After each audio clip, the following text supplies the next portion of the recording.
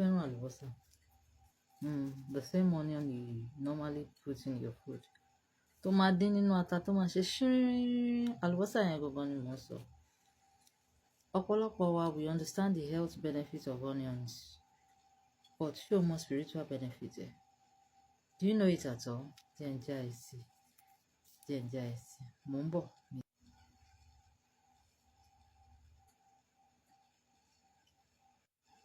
Mo kí gbogbo wa nílé lóko lẹ́yìn òdì ní gbogbo ibi tí ẹ ti ń wò mí. Láṣẹ Olódùmarè ojú tẹ fún gbogbo ọ̀rìn pẹ́ tí tẹ fi ń bọ̀ ọ̀rìn dé. Ọlábísí Ọláwàyín rèé ayaba ìyóhùn àwí ìyá ìmọ̀ Yorùbá yèyé apagun pọ̀tẹ̀. Lórí ìkànnì tá a wà yìí náà ni ìmọ̀ Yorùbá. Níbi tá a ti máa ń fúnra wa ní àwọn ohun tí a lè ṣe fúnra wa láti múra wa bọ́ kúrò nínú ogun àti ìjà tẹ̀mí. We give spiritual solutions and treatment to health issues. Ní àwọn tó ní ṣe pẹ̀lú àìlera lọ́lọ́kan òjọ̀kan. A máa ń fúnra wa ní àwọn nǹkan tí a lè ṣe. Ìwọ tó bá ṣe pé ìgbà àkọ́kọ́ rèé tó ń gba orí ìkànnì yìí kọjá, má gbàgbé láti like, má gbàgbé láti follow, má dẹ̀ gbàgbé láti share with so many people for them to benefit like you as well.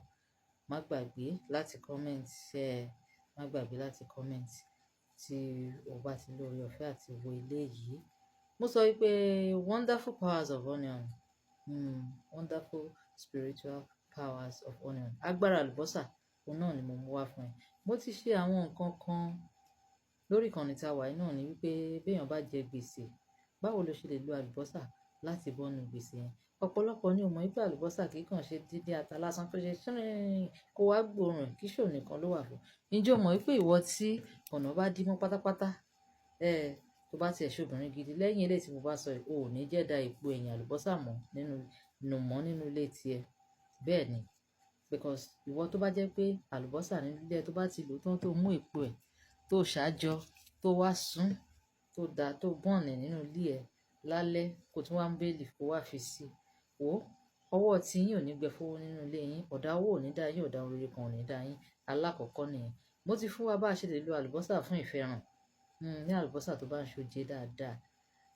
Àlùbọ́sà wà láti pe ẹni tó sá lọ padà. Tomi lójú bẹ́ẹ̀ bá ṣe dáadáa. Ṣé wá rí mo ti fún wa bá a ṣe lè fi yọ̀ǹda, bá a ṣe lè fi yanjú gbèsè. Mo tún fún wa bá a ṣe lè fi bá ọ̀tá wí, bá a ṣe lè fi bá àwọn ẹni ibi wí. Oríṣiríṣi ìlò òun ló wà fún àlùbọ́sà. Eléyìí tí màá fún wa ní alẹ́ yìí lára ìwúlò àlùbọ́sà náà ni. Lára ìwúlò àlùbọ́sà. Báwo ló ṣe ṣe? Nǹkan alákọ̀ọ́kọ́ tí màá fún wa ńbẹ̀ ni pé bóyá ìwọ tó bá fẹ́ mọ̀ nípa nǹkan kan, bóyá o fẹ́ ṣiṣẹ́, bóyá o fẹ́ ṣiṣẹ́ kan kò dá ẹ lójú èyí tí o lè ṣe nínú gbogbo iṣẹ́ yẹn. O wá fẹ́ wò pé èwo ló dáa jù, èwo ni kíní kan. O dẹ̀ ní owó àyẹ̀wò àwọn ọmọ Yorùbá, wàhálà wọn pọ̀, owó wọn ti pọ̀ jù. You can use onion. Tó bá ṣe pé orúkọ tó ní lọ́wọ́, bóyá nǹkan tó fẹ́ yẹ̀ wò, bóyá méjì ni àlùbọ́sà kan ló máa lò. Tó bá ṣe pé mẹ́rin ni àlùbọ́sà méjì, èyí tó túmọ̀ sí pé gígé sí méjì òun náà ni fún nǹkan ẹyọ kan. Ẹ jẹ́ n fún wa ní àpẹẹrẹ. Bóyá iṣẹ́ kan ni ìwọ fẹ́ ṣe nísìn. O wá rò wípé iṣẹ́ tó fẹ́ ṣe báwo lo ṣe fẹ́ ṣe tàbí ọkùnrin ló fẹ́ fẹ́.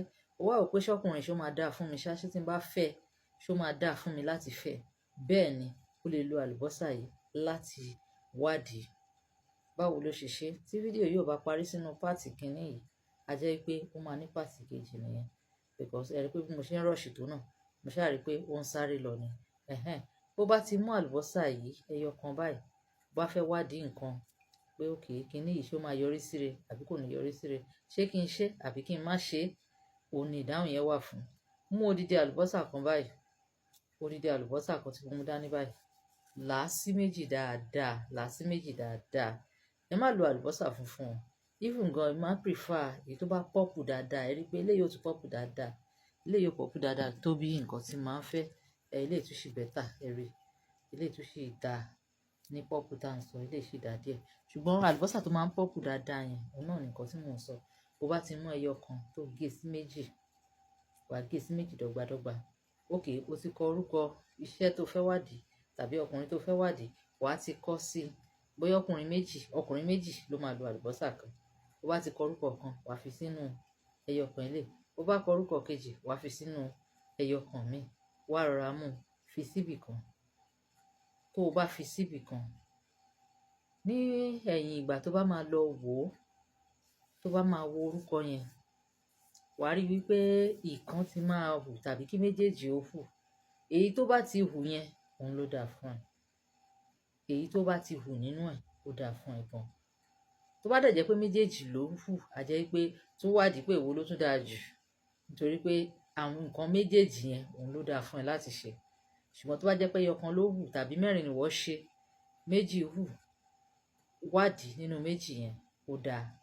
Tàbí gbogbo ẹ̀ ló tiẹ̀ wá hù, á jẹ́ pé mẹ́rẹ̀ẹ̀rin yẹn gangan ló dáa. Ṣùgbọ́n tún wádìí síwájú sí tó bá ti jẹ́ pé mẹ́rin. Ṣùgbọ́n tó bá jẹ́ pé ẹyọkan ló mú jáde, ẹyọkan yẹn náà ló dáa fún ẹ nínú gbogbo ẹ̀. Ẹ ti rí pé iṣẹ́ àlùbọ́sà pọ̀ gan. Bí a ṣe fi ń wádìí nǹkan nìyẹn, láti fi mọ èwo ni kí n ṣe, èwo ló dáa jù, èwo ni ò dáa, èwo ni kí n já jùlẹ̀, èwo ni kí n yọ sọnù, èwo ni kí n fi sílẹ̀ ńbẹ̀. That is why iṣẹ́ àlùbọ́sà ó jẹ́ nǹkan tó dáa gan. Ẹ má gbàgbé, má bó èpo àlùbọ́sà ẹ dànù mọ́ o. Because yàtọ̀ sí wípé ilé ẹ ó máa rọ̀ ẹ́ lọ́rùn, ayé máa tù ẹ́ lára, ò ní máa fi nira ṣe kankan mọ́. Ó tún máa ń lé àwọn ẹ̀mí òkùnkùn jìnnà sínú ilé. Ó máa ń lé àwọn ẹ̀mí àìrí tí wọ́n máa ń dàyàn láàmú nínú ilé, tí wọn kì í jẹ́ kí owó kó jọ, tí wọn kì í jẹ́ kéèyàn orí ṣe, tí wọn kì í jẹ́ kéèyàn rí ná, tí wọn kì í jẹ́ kéèyàn rí lò. So ó máa ń clear ẹ̀ kúrò nínú ilé. Ó máa ń palẹ̀mọ́ gbogbo àwọn ẹ̀mí burúkú, ẹ̀mí àìrí, ó máa ń palẹ̀mọ́ ẹ̀ kúrò nínú ilé. Ìdí nìyẹn tó fi jẹ́ pé àlùbọ́sà ó jẹ́ nǹkan tó wà very very important, tó ṣe pàtàkì gan nínú ilé wa. Bó ṣe pàtàkì nínú ilé ìdáná wa, bẹ́ẹ̀ gẹ́lẹ́ òun náà ni àlùbọ́sà ló ṣe pàtàkì ní inú ilé wa. Ló ṣe pàtàkì fún àwọn spiritual solutions wa. Ìwọ náà gbìyànjú ẹ̀ lónìí kó wò ó pé tí ẹ̀ tún dán irọ́ wa yìí wò, dán wò. Dán wò. Irọ́ kan tún la tún pa yẹn.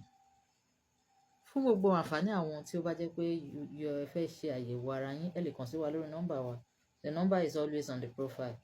Bákan náà, bóyá ìwọ ò tiẹ̀ lè ṣe gbogbo wàhálà tá à ń sọ, o fẹ́ ká bẹ́ẹ̀ ṣe, you want to do everything by yourself, àbí o fẹ́ àwọn nǹkan wa, àwọn spiritual products wa ló fẹ́ rà, o lè kàn sí wa lórí nọ́mbà yẹn bákan náà. Ojú òkùnkùn ní tiwa, gbogbo apáta òun náà la máa rí tajé ṣe, tá máa rí tajé ṣe, tá máa rí ajé jẹun, tá máa rí ajé mú ṣeun re láṣẹ Elédùà. Ẹ ṣeun, ojú tẹ́ fi ń wò wá ò ní fọ́, etí tẹ́ fi ń gbọ́ wá ò ní di. Ẹ ṣé o. God bless you. Don't forget to like, share, comment, follow. God bless you all.